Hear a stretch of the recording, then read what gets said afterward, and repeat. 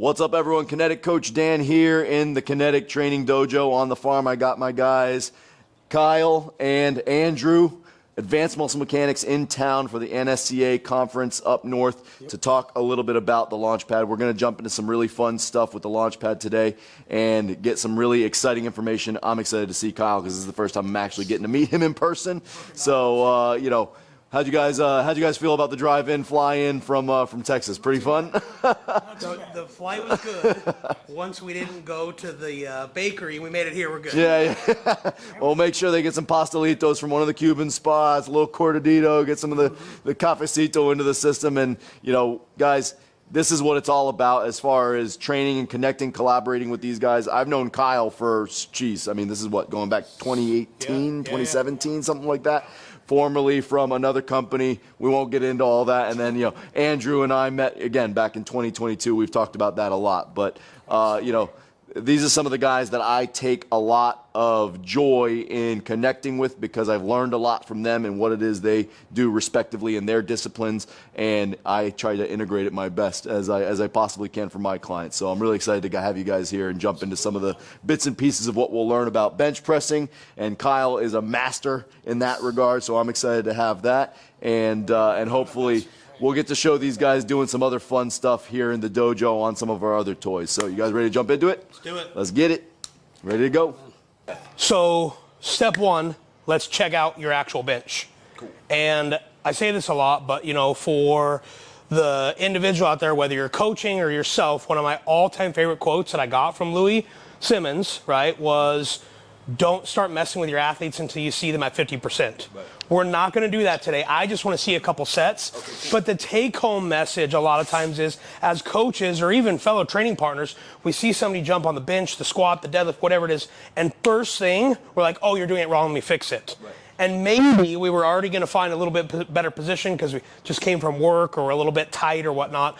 So as a coach, I always watch athletes first, see what their body's naturally doing, and then we're going to prescribe that movement prep. Perfect. So let's move a couple reps. Right. See the movement happen and then analyze stuff. More or less. Yes, sir. It's smart. Makes a lot of sense. You could be stiff from being at a computer all day and then it takes a little opening up.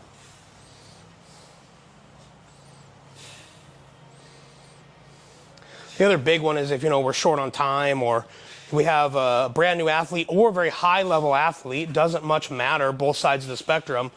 If we overcoach one thing because it's my favorite thing to talk about and he already does it well, or he's never heard of it and it's not his biggest problem, well, now I'm wasting the brain energy that we do have, right? So we only have so much training reserves. Do you want to jump in on this too? Might as well. Get it. How my shoulder operates today. I was just telling Dan I decided to be a little careless. Well, I think it's always important to consider where people are on any given day, right? So you guys haven't just traveled in, flying planes, trains, and automobiles. You're a little bit dehydrated, I'm sure, from the flights. There's some things to consider as far as what it is your mechanics are going to look like from all the stresses of a travel day too. So absolutely. Yep. I definitely feel stiff. I had an extra 20 minutes of warm up because you guys wanted to go get pastelitos. Gotta feel the workout, right?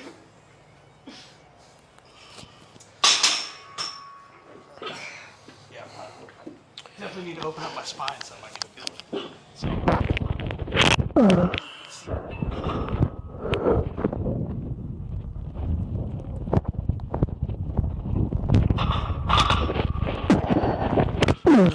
Now, is there a specific protocol that you like to follow as far as your initial warm-ups, as far as the loads you're going with? Are you always going to go naked bar to start out and then work your way up from there? Yep.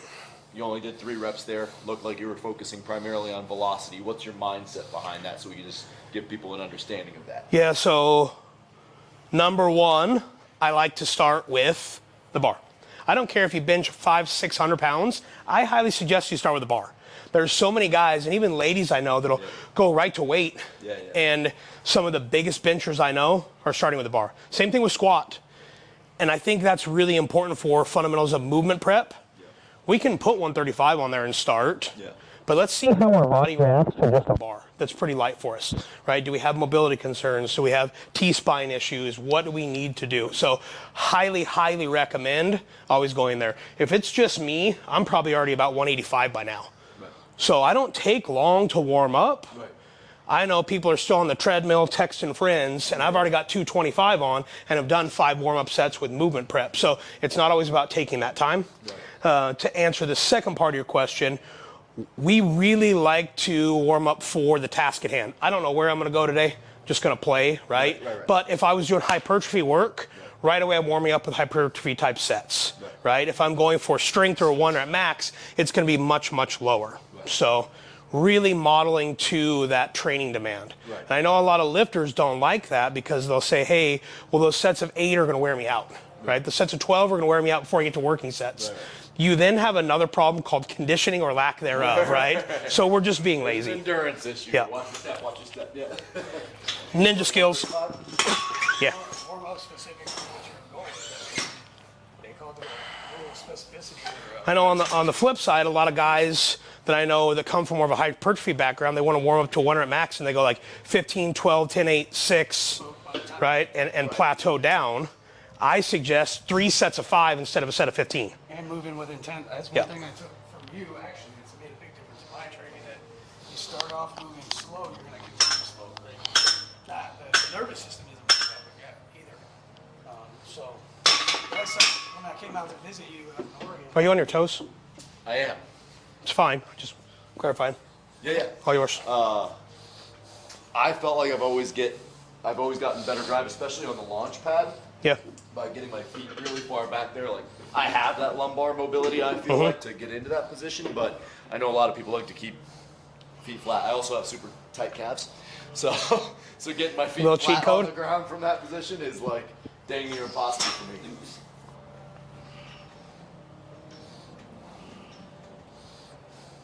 But I am open to other positions and possibilities. It's just a matter of starting to apply it enough for me to That's something fully I understand know I can improve on. Leg drive. Both of you guys, for sure, leg drive. I don't even know where to go. Because it's something you need to be coached on. Really. Probably a little bit more for newer athletes that don't have an established position or they haven't tweaked their body yet. Right.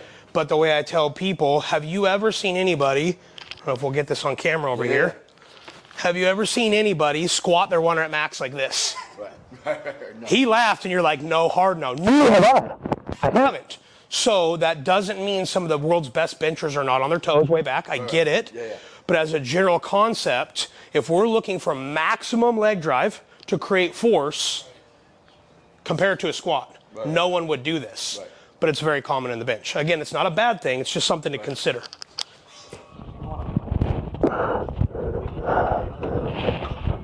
I just like that whole foot contact.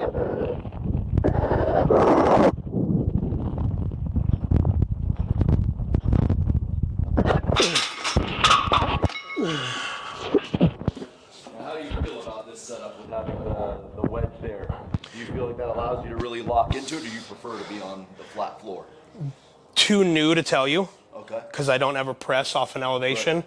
And the slant on the elevation is really unique. Yeah. I think that's the only reason I'm slightly liking it. Because if it was just elevated blocks, I'd be like, pull them out. Yeah, I'm going to the ground. My mindset is that I can get, with that angle I found, I can really wedge into my feet and really lock into that position, get some of that added engagement from the lower half, especially getting the adductors involved and getting into that arch position. It allows me to really lock into my glutes. Right. That's the main thing that I'm aiming for and I was going for when I started using that. Have you tried wedging the other way? Not yet. For any athletes? But I'm willing to try. So just looking at stance, right? Here's me. Here's how I stand all the time. Right. And you'll see me heavy on the outside of my feet. Right. I used to squat in a suit way out here. And before I knew rooting, like a lot of us, I was squatting on ice skates way out here. So naturally that feels better to me.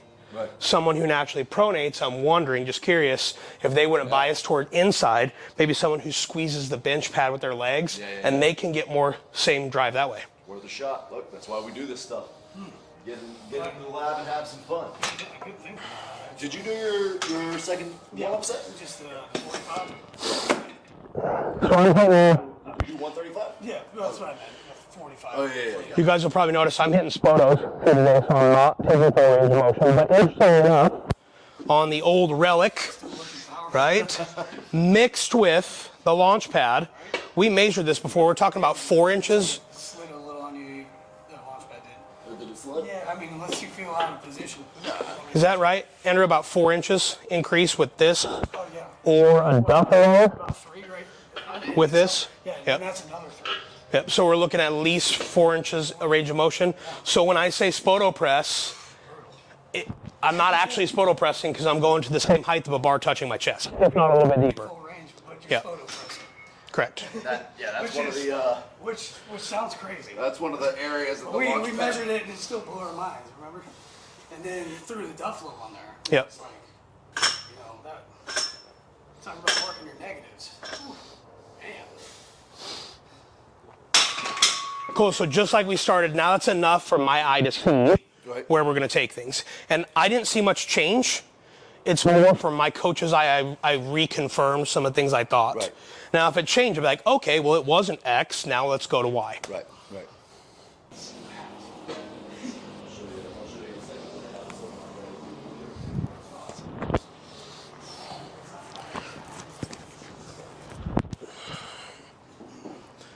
I have not actually pressed with my Cadillac in quite some time.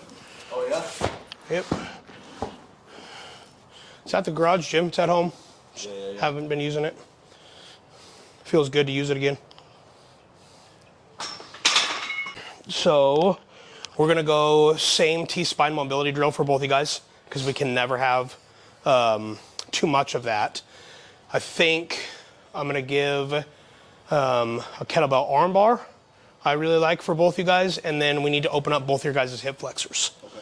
So we'll talk a little bit about the complexity of the launch pad in there too. So Real well on that, or pretty thoroughly on the neutral.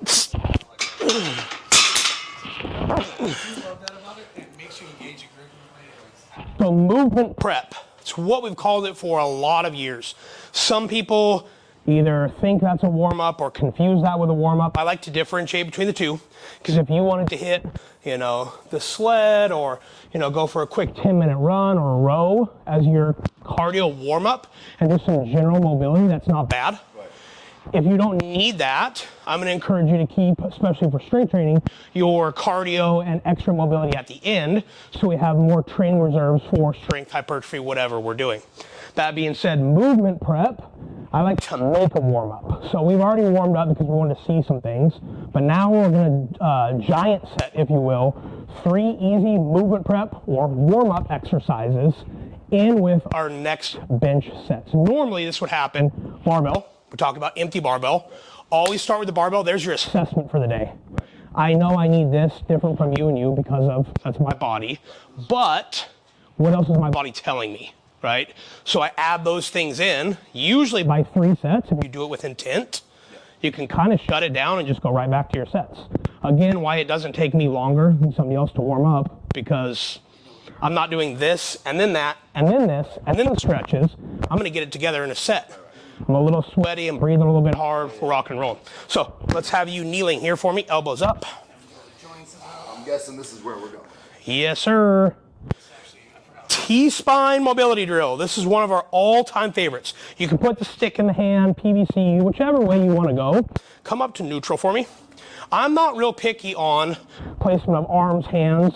What we really want to focus on is this T-spine, right? Look at how much mobility. You did say you were pretty mobile in the low back.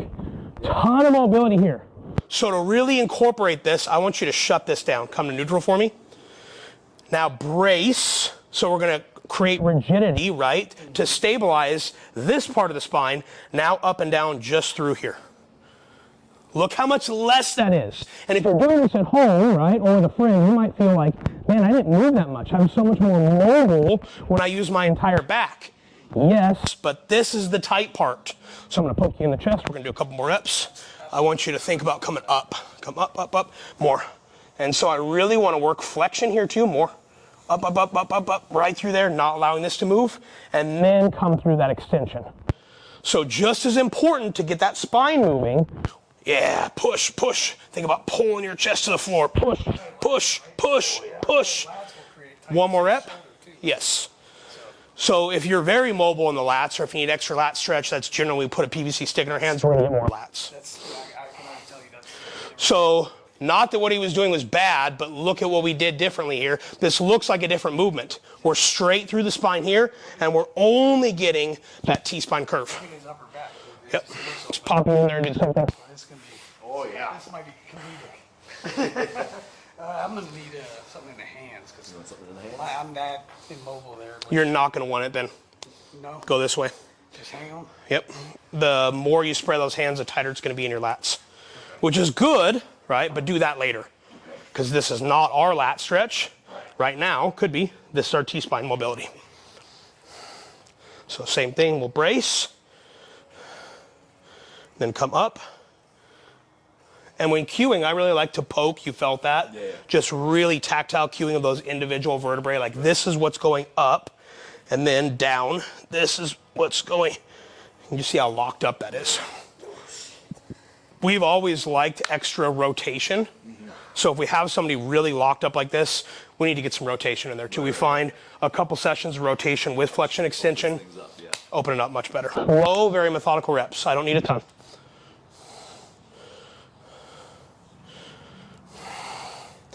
Yeah, and how you're naturally coming up when you go to that internal rotation, that's good.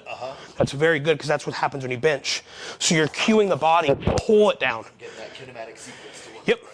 Now what we need is to keep it pulled down with our leg drive engaged. Then we're locked in. Plenty, switch sides. You may not even do the other side. You might just do the affected side. Do as needed. Just a little reminder, hey, stay put. Sometimes you gotta put the training wheels on real quick. Yep. Boom. Boom. Feel that difference? Almost like you're screwing your elbow. Now do this. Think about the head of the humerus. Rotating the socket. Rotate this, not this. Better. Slow it down. Be mindful in your shoulder. Okay. You want me to dip my shoulder down more? Just let it sit. Okay. Just let it sit. I think that's what I'm screwing up. Yeah, you're holding it up. Got way too much tension in your pec. So a lot of times, I'll literally Maybe I'm not very coachable. grab, no you are. This is really, really common. That's why I'm glad we found this. That's why I've grabbed people's hands. And that's it, right? It's not Like nothing in the hands. It's like this. It's like Look at that huge range of motion. pulling with the elbow around. Yep, only the femur, or sorry, the femur. Only the humerus. Boom. That one. The upper body femur. The smaller one. Try that on the other side. No, that makes sense now. It's almost like when you're trying to do someone pull through their elbow. Correct. And that's why I said a lot of times don't look at it if you're struggling yourself. When we look at it, it's like we want to see how far we can rotate our hand. Right? If you close your eyes and have somebody help cue. Is that better? Yeah, still getting quite a bit in your wrist, but much better on the other side. Yep, I'll cue this side a couple reps too. Relax, relax, relax. That to that. That to that. It really doesn't feel like anything. Like you're It's not much. That's why I think I'm sitting there. Pop on up. So on the next sets, we're going to start actually cueing some of our pressing and setup techniques.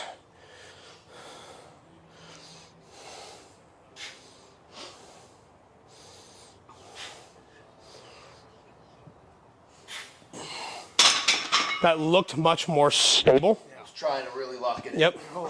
The other interesting thing, you moved your feet forward and went flat I did foot. that on purpose. Okay.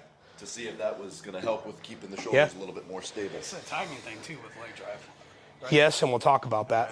And a good way to test that for any athlete is to go feet up. And it doesn't have to be a 1 rep max, right? Go feet up and see what you can do for a set of 8, 3, 5, whatever you're doing. And if it's about the same as with your feet on the ground, you don't know how to leg drive, I promise. I got called out from my coach way back in the day on that. Leg drive should make a big Yeah. My feet up bench was matching my competition bench press. He's like, do you want to fix that or should I keep talking to you about it? That's all I'm going to say. Check. We're going to fix that. Never getting called out like that again. We're going to give you something that'll forever change your leg press and make it so much easier when we talk about timing. It may not be super easy to do at first, but the mindset difference is going to be super easy.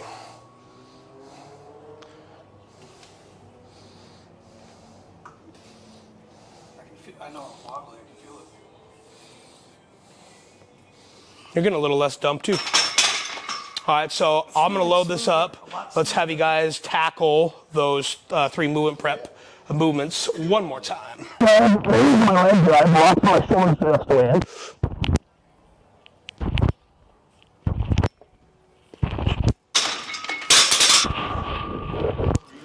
Trying to push the rack. I'm trying to push that rack to the wall. That's in 100% leg drive that way. That'll force the bar off the rack. So you're not having to get out of position.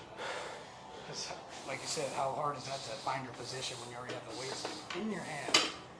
Trying to make all It's almost impossible. Go ahead and get another set of the movement prep here. I was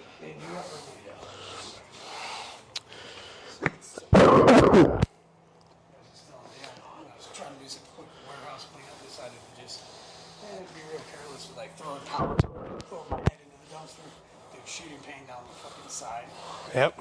So it's getting better, you know, but obviously Good. it's taking a toll. For you, I like that open hand grip. It's another great way to not over torque things. Just feel that shoulder move. Everything matters, especially as you age. Yep. Yeah, it's usually not doing the cool stuff in the gym, right? It's usually doing something stupid at work or at home. Like just trying to get out of there for the day, and like figure right at the end of the day, you know, that's when you're tired and not thinking. Because it'll get you. That darn good. In the upper or in the shoulder socket, just basically. Okay, put it switch sides.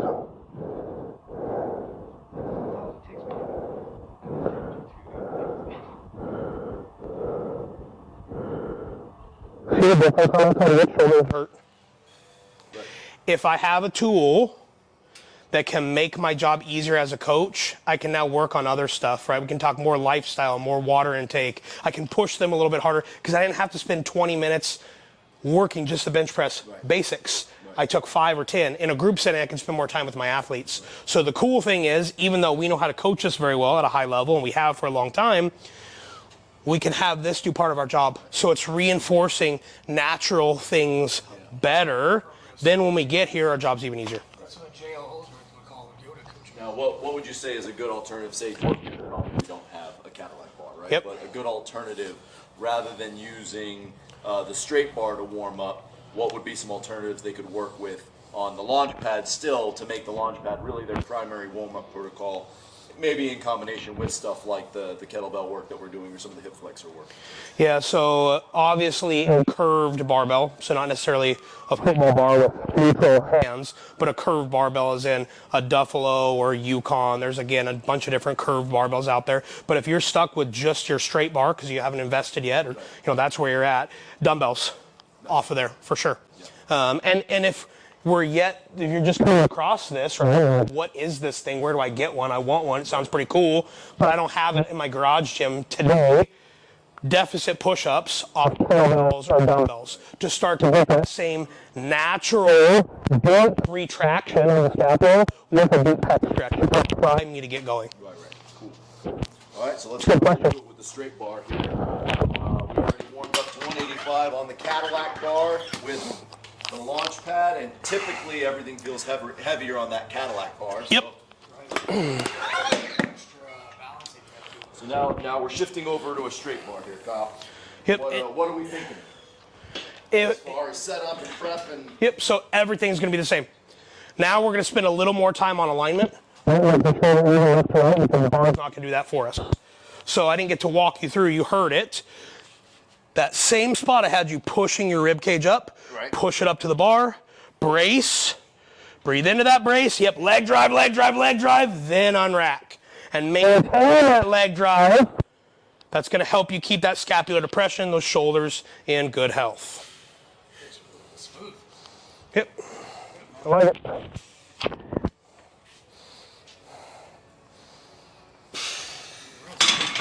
And that's with a shoulder that's not feeling so great from only a week ago. This launch pad and the Cadillac. They're very unique. We've said that multiple times. In combination, they naturally teach you to start to retract. On a flat bench or the floor, you can't get as much retraction as you get here. You will find that on push-ups or a standing table machine or something like that.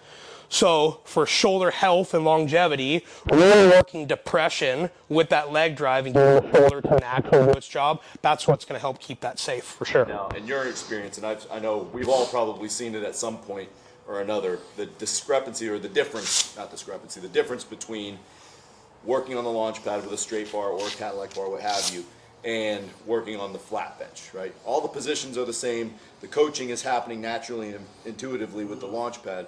But what would you say is typically the translatable weight range, right, that you're typically working with on the launch pad? So if you're doing 225 on the launch pad and that feels like it's going to freaking bury you, and then suddenly you get off the launch pad and it feels like you're throwing the bar off your chest, what would you relate that to as far as how the body's working, what's going on in the athlete's head? What do you feel that you can attribute that to? Yeah, so under a 400-pound bench, so most people in the world, right, you're talking 30 to 50 pounds difference. As we get closer to a sub 300, maybe mid 200-pound bench, you're probably going to be closer to 20 to 30 pounds. Right. But that's significant. Yeah.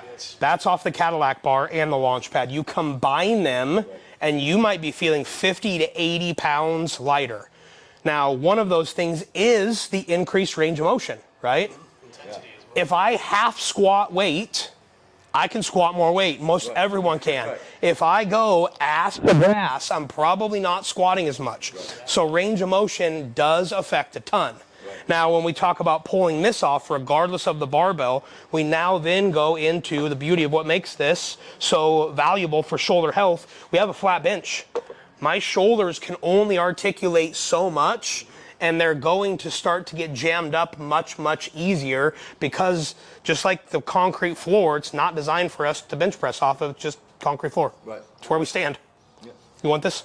Yeah, might as well. So while your ego has to take a hit by training on the launch pad, the orthopedic health of your shoulder joint and elbow joints. There's certainly an adaptation to it. But then, like we talked about for you, right? Like you'll warm up on the dual combo and then drop to this and then drop to this. And if you train that way, I can almost guarantee an increased top end 1 rep max strength on top of healthier shoulders. So yeah, we take a hit in training, but then we see it whether we compete on the platform or just in the gym for fun. Right. A new 3 rep, 5 rep max, all of a sudden it's up and life is golden again. Right. Funny you mentioned that, because we actually just got through with the 8-week study on college football players that measured exactly that. Figure 1 rep max is actually nearly double what they were increasing over 8 weeks on the flat, and then endurance was also skyrocketing. Yep, that study was crazy. So, we knew results because we play with it. I did not expect those results. Well, I can't tell you how many people who have zero concept of real bench press work outside of just doing it for the sake of fitness, and the level of benefit they've felt in how their shoulders feel. So I have one guy who's like, oh man, I haven't touched a straight bar since, he only ever done dumbbells in his garage up to like 50, 60 pounds when we first started training. And then we get the launch pad and he's back to straight bar, flat bench. He's got the proper setup, and we're going to include some of this other stuff in there to really get him right. But this is a guy who maxed out 305, I think, when he said, when he was in high school. He's 58 years old now. And he's at 275 now. And we do most of our work on the launch. I thought you were going to PR at 50. That's huge. And his shoulders feel as good as they've ever. He's like, my shoulders feel as good as they've ever felt. I mean, they're a little tight, but like, he's a lawyer. He sits at a desk all day. He, doesn't necessarily spend all day doing shoulder mobility work. It's probably helping his posture too, because absolutely. You start to get the rounded shoulders from sitting at a computer all day. I highlight stuff like this all the time for coaches and trainers, right? Client for life, referrals, and you just did the right thing, right? Yeah. Just did you to help him feel better, get stronger.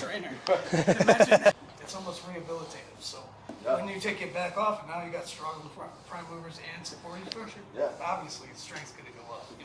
That's just the long-term value of just training on it pretty much exclusively. Right. So you might have to take me through your. Let's roll this forward. I might be a little bit in front of me. Yep. So I can just scoot the whole bench back.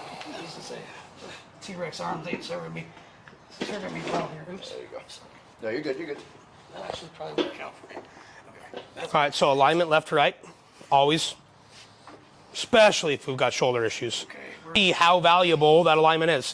One little thing can be off and your whole body feels off. Every set, step 0, as you'll see, it's my pre-step because like 5 steps, step 0 alignment.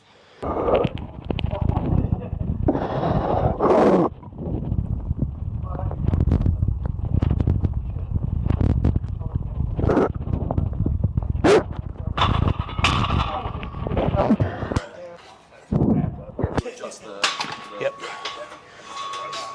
I remember when I came out. we'll miss that lead rack. That'll put me on the spot. Done it actually, and that was actually interesting. Very Right, you did all your warm up, all your prep on the launch pad, however it is you want to go about that. Right, now we have no feet, pads to wedge into, we have just the straight bar, little flat bench. Hit a single here for me. Yep, so ton of brace, ton of leg drive. Leg drive, leg drive, leg drive, leg drive, leg drive. Nice, racket. look at the speed difference. Now, Notice the speed difference. sit up if you need to, or sit back down. I want to try your feet farther out in front and flat. Okay. There? Yeah, I like that right there. So basically I have your shin straight for no other reason than just because, but just so you know where you're at. Hip, arch, depress shoulders, brace, breathe in. Leg drive creates that tension. I'm gonna need to Reset, leg drive, leg drive, leg drive, leg drive, leg drive, leg drive, leg drive, rack. think today. I like you better there. Okay. You, that was That's what I like. I like me there too.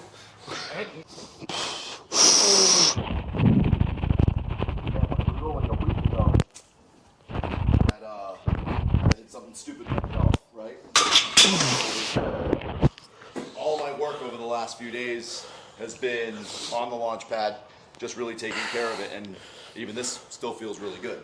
So the interesting thing, and you probably felt this, I don't know if everybody will have the chance to feel this because we're talking combination of curved barbell with launch pad to just launch pad. But I feel like, and I know I'm doing spoto press today because I've got spoto presses in the program right now. I can't guarantee that I was the same height. Right. I try to be very close when I do spoto presses. We didn't measure it. I can't guarantee that, right? I tried. It's a long day. It might have been a little bit higher, but that literally felt like I was doing a 6-inch board press. Right.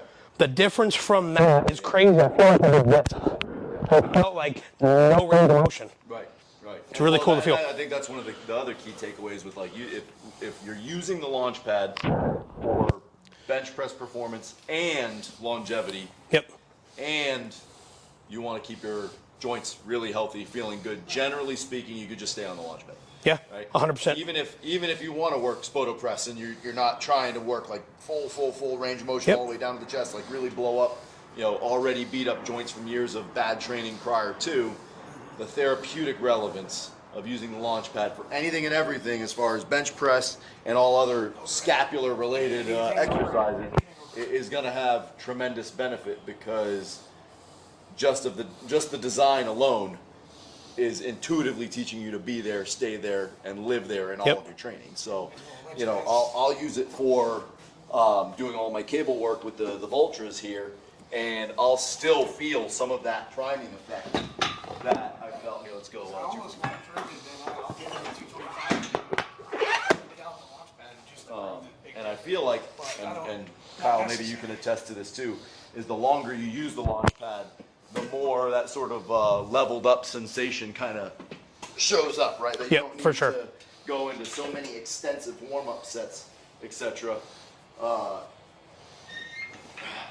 that kind of goes along with actually interestingly because I've read up on I like that foot position. post-activation potentiation and of course post-activation performance enhancement. Yep. Obviously somewhat of the same, but stronger athletes usually produce Ton of leg drive. more force. More. So more force is going to show up more on something that potentiates. The nervous Nice. system's going to obviously respond at a higher level. Yep. And it shows up. So really uniquely, the bench press hasn't changed in a lot of years. One of the only things that really has is when we look at specialty bars, guys that try to get some kind of camber. And there's just not a lot of those bars out there, right? But think about how many athletes try to squat ass to grass for deeper range of motion. Now, that one can be a little sketchy because if we don't have the mobility, right, to get here, we might get a lot of butt wink. That's jeopardizing your spine, kind of important. But think about deficit deadlifts as well. So many people do deep range of motion work for the hips. Even if they're not doing those things, you see on the leg press, right? And they're getting it. They're really working deep lunge stretches, all these things, yet so neglected here, right? And if you stand real quick, I know we've chatted about this before, right? From a fighting background, I don't want to be outside of here, or sorry, inside of here unless I choose to be inside of here with him, right? Wrestling, I don't want him to own this position. This is my framework, right? Football, same thing. I'm not trying to catch here, right, and shove him off the line. But in athletics, guess what happens? Life. I get overpowered and smashed. The power there because I never trained there. Yep. Preach. Stronger from a deeper range of motion, you're going to win the battle at the line. Yep. Always.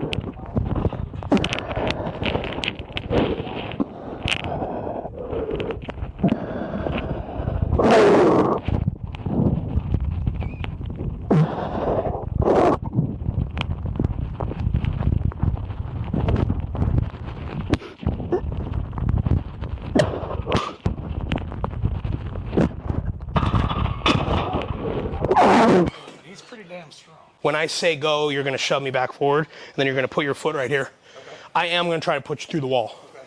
right? So you're going to have to put your foot there. Okay. You're going to shove me back? Yeah, if you're not careful. We're both going back.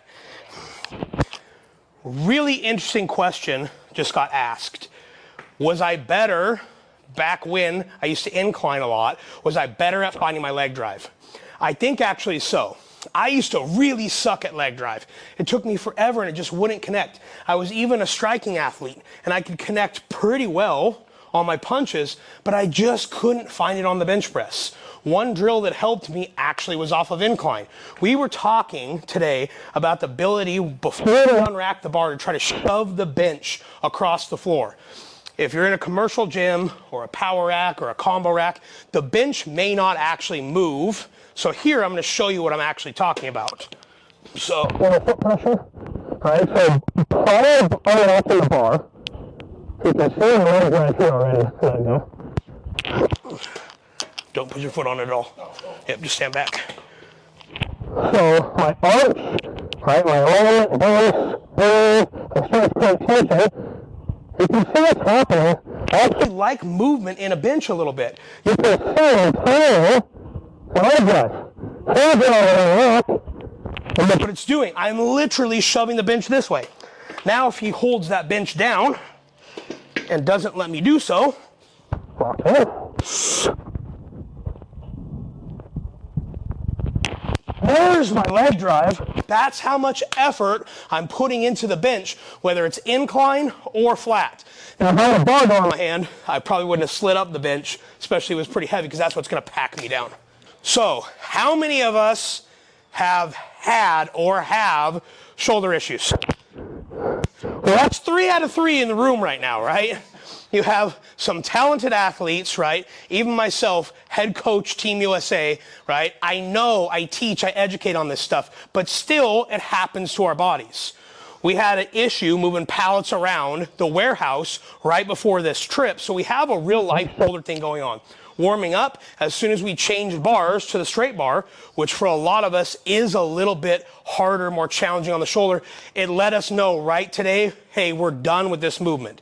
Yeah, we could be a knucklehead and keep going, but then we're really off track. What do we do when things get tough? Don't quit. Find out what we can do. So we take the bar out. We go right back to the launch pad. We're going to adjust to an incline that changes the angle, but it also makes light weights a little more effective. Another way to say that is we don't need as heavy of a load because it's a more challenging angle. Lay back, let's get you some dumbbells. Nothing changes in that setup and that press. So lots of leg drive. You shove the bench this time. Yep. I actually shove the bench thing. There it is. I'm gonna get it. That's what we wanted. It's going to take me a little bit because I'm not used to actually paying attention to that, believe it or not. So now keep pushing me through the wall. Yep, good, good, good. I can feel that. Let me do it again. Yep, but start pressing. Okay. Slow down. We're gonna go eccentric to make it even harder. No pause, no explosion, just gentle up. Down, 1, 2, 3, press. Go 4 count. 1, 2, 3, 4, press. You hear my shoulder cracking? You can even hear the difference in my voice when I say press, right? I'm not explode, push. We don't want that. We're overloading the musculature with that 4 count eccentric, and then just a general turnaround and ease back to the top. And by now, I'm guessing these feel a lot heavier than 50 pounds in each We're hand. starting to get there. Yeah, Can you hear my shoulder cracking? not now, I did earlier. So more leg drive, more leg drive. See that difference we made? Huge. That leg drive is what's helped keeping the shoulders depressed, while this bench allows them to retract naturally. That's probably good there. Let's say I'm on You say fire. that's partially because you're getting more of that engagement from the posterior chain on the lower half, and it's naturally pulling you down into that that lumbar extension, that shoulder retraction, right? That nervous Yes. system is thinking down and back, drive through, right? Mixed with, sit up for me real quick. I like to actually, yeah, sit up. Think about, you said pulling down, right? We're gonna get that both ways. Feet, thoracolumbar fascia, lats, all that, contracting, right? Mid-back down. But then, right, imagine this is my shoulders. I know it's not the best example, but my leg drive is shoving my shoulders down. Similar to that kettlebell leg that he did. That's why it's such good feeling. It's time. Leg drive. Because I was already, with planting my feet, engaging my legs. Lots of legs. Yes, yes, yes, yes. Interestingly, it looks like it even perfects the angle at which he comes down at when he does It should really help what the shoulder is doing on the launch pad. Because it's anchored in, now it doesn't have this. It only has this. It's locked in the position it should be in. And it was funny because I watched as he engaged the legs, it's just boom, locked it right Yep. into the. And that 1-2 combination is exactly what you're looking for. That's nuts. Yeah, the one 225 was like, fuck this, I'm out. Yeah.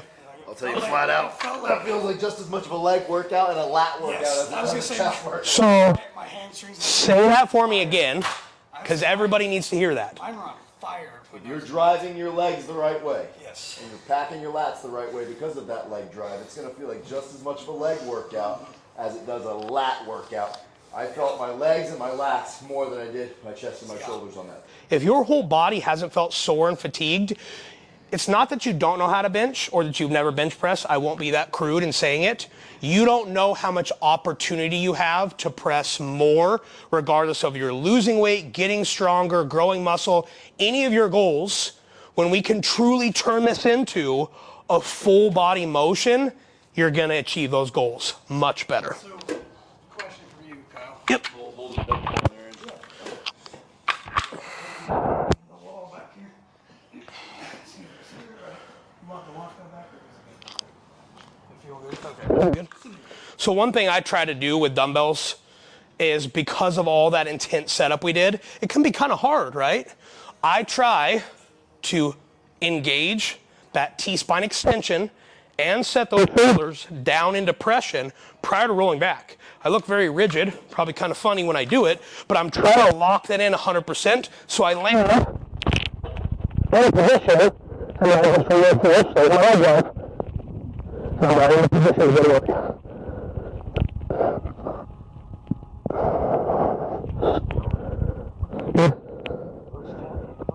Full body tension going on. It's great. Well, that goes into the same mindset that you should get the position that precedes the performance. So I have a goal for you on this one. I brought you up steeper. Right. I want to see if you can pick this up off the floor. Yep. Now, when you press these sets, I want you to try to hover that off the ground. On and off leg drive would be thump, thump, So thump. I actively feel the bench coming up as I'm driving up. Yeah, but it should never relax and hit the floor. Make sure I cover the goods back here and not get a bench into it. As you tilt back and slam it into it. Yeah, hold it there. Now, I'm not going to be stupid enough to stick my finger under here, even though I trust you, but the idea would be, right, can we keep this off the ground? You see all that leg drive, more here, more. Now hold that, hold more and press, hold more and press. Look at the difference there. That's leg drive intention. Look at the engagement in the pecs too. They're so locked in. You can see his quad flexing. So, Yeah, way down. that's pretty cool.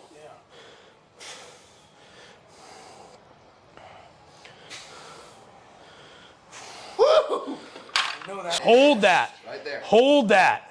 Hold the tension in the legs. While you're bench pressing. There it is. Hold that. There it is. Come on. Stay in it. Stay in it. Interestingly enough, he was on tippy toes and went to flat. Yeah. So, not saying it's right. The body just said, okay, I got to figure this out.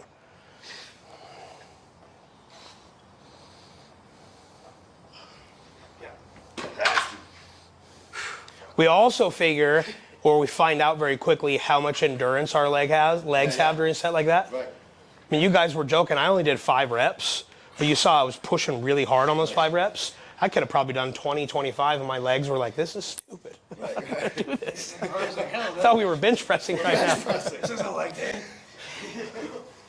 definitely, yeah, that's it's a beautiful. burner. That's beautiful. It takes your takes your focus off your chest though. That's in your mind. Yeah. What rowing do you like to do for your clients a lot? I just want to touch base real quick on, especially he had that anterior dump on probably a lot of people talk the 2-to-1 ratio, right? Almost all of my combos are going to involve the Vultra here. So no pressing workout is complete without taking the backside of the shoulder girdle. Super important. We're going to talk quite a bit about function of the scapula and where you should be positioned when you're rowing or pulling, but I asked Coach Dan to give me one of his favorite exercises so we can start this discussion of taking care of the backside of the shoulder. Now that we've pressed a lot. Yeah. So what we're thinking about here, guys, is getting into that retracted position. Getting ready to pull. We're focusing on the same level of intent as we would if we were pressing, getting down and back into those lats, feeling the scapula pulling down into this little pocket down here, getting that nice thoracic extension, but then we're also thinking about what is it that actually drive weight forward through that motion. It's pulling us up, but we're actually fighting. We don't have to fatigue ourselves like crazy on the rowing sets and all the posterior chain work. We just want to get just enough to get the body up and get it ready to go to do the primary work that we want to do when we're on the bench press itself. Is that a mentality that you would want to 100%. apply to all of your training for your bench press work specifically, right?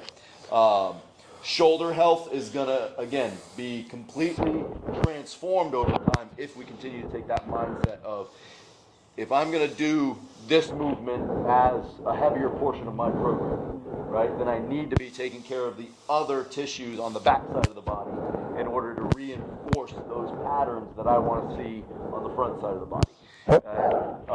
Devices like the Vultra, like the launch pad, all help to increase that intuitive feedback. When you've got the concentric mode of the Vultra increasing the weight on the way down, that allows you to feel like you're really packing down your lats as if you were on a heavy bench press on the descending motion. You're bringing that bar down into your shoulders and in your chest.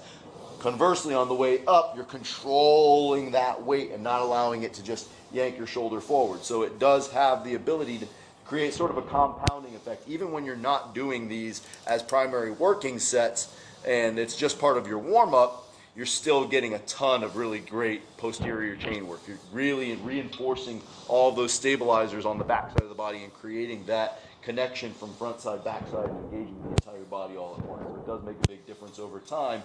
Even if your program is heavily focused on a bench press at that given time, you're still going to be getting really great back and posterior delt and rotator cuff work. It's 3 sets. You know, going through the motions, Yep. right? And I'm just here, and yeah, I'm pulling, but I'm primarily pulling with my elbows right now. So I could make it look really pretty, but I'm telling you right now, I'm pulling with my forearms and my biceps.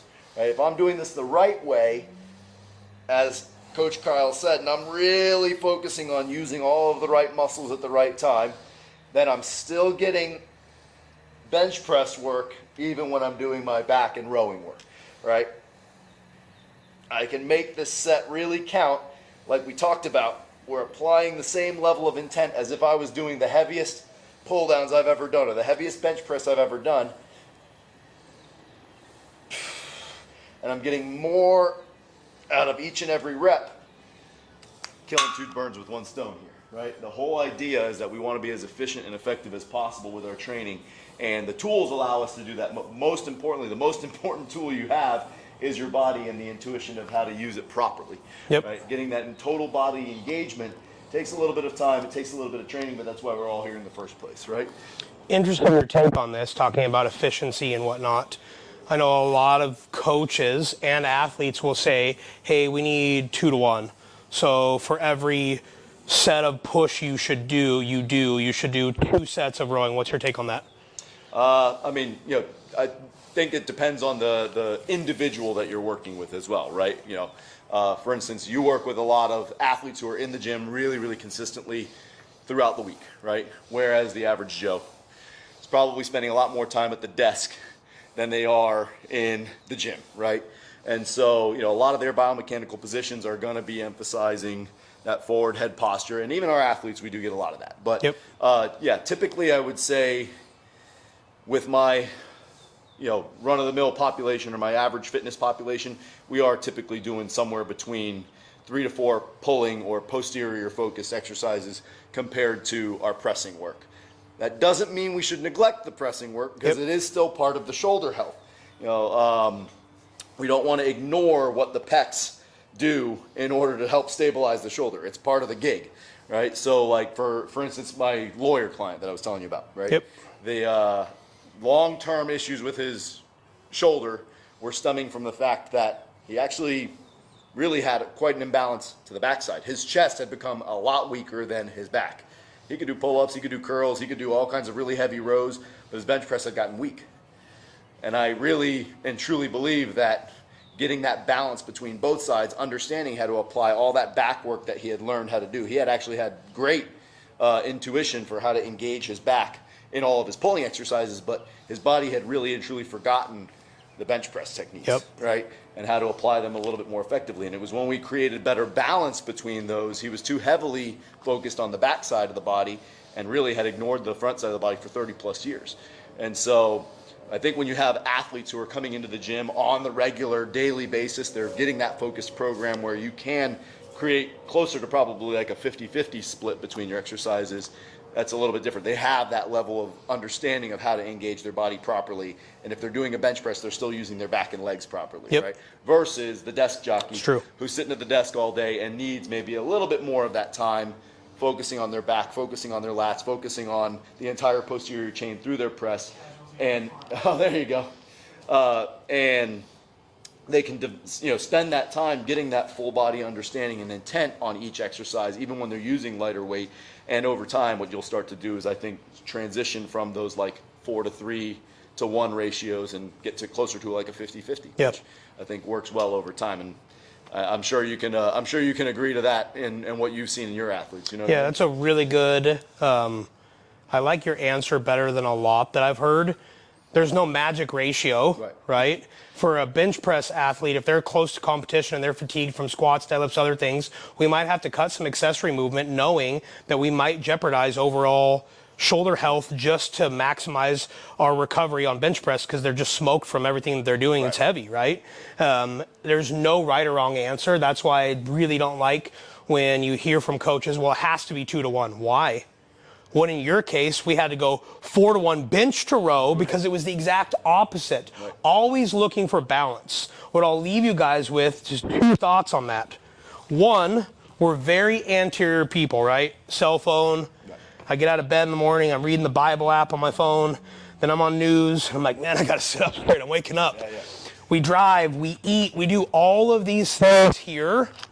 Very rarely am I looking at great shoulders here.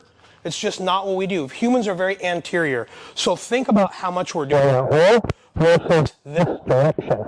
The next big point with that is no matter what, you have to do it with good technique. That's why I really don't like the 2-to-1 ratio. Right. If I have an anterior rotation and elevation of my shoulder and my bench press, very common cause of shoulder pain, and I go to row and start doing this heavy too, no 2 is going to undo this. I'm actually doubling down, tripling down a bad habit. So make sure that we find our bottom bench press position, we got to show some of the wall drills, and the bottom of the row position. Look, it's the same spot. Take care of those shoulders. That's it.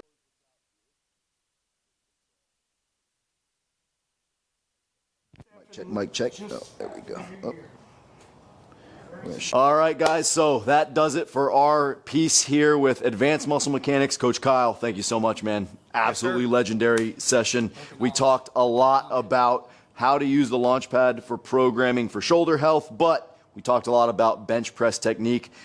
Andrew has done a tremendous job of creating a device that makes it simple and effective for you to better understand how to apply all the principles that Coach Kyle was talking about today. What did we talk about? A lot of stuff about leg drive, right? A few other auxiliary exercises that you could start to apply to better understand that positioning, that torquing of the shoulders, right? Getting your lats and your rhomboids to really behave the proper pattern throughout your bench press so that your shoulders aren't taking such a beating. But the biggest thing that I got out of this, Coach Kyle, which is tremendous, was that incline exercise that we did, firing up that legs. Guys, when you do this stuff the right way and you have the right tools to do the job effectively, you can really get a lot out of your training a lot more quickly. And that is one of the hugest driving points behind why it is we work with guys like this, is we want to see your training go further for longer, and we want to get you to your goals more effectively, more efficiently. So thank you so much for coming out, Coach Kyle. Pleasure. What was the name of your company again? Dream Team Performance, So the new company. Dream Team Performance, guys. We're going to go ahead and drop all the linkage for Coach Kyle so you guys can contact him with him, his email and